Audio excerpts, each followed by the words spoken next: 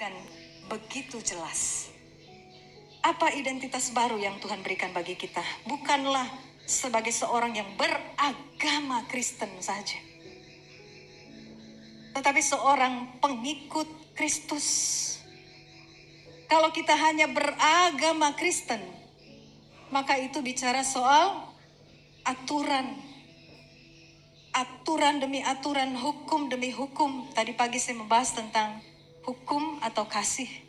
Bukan berarti perintah Tuhan tidak penting, hukum tidak penting, ritual tidak penting. Penting, saudara.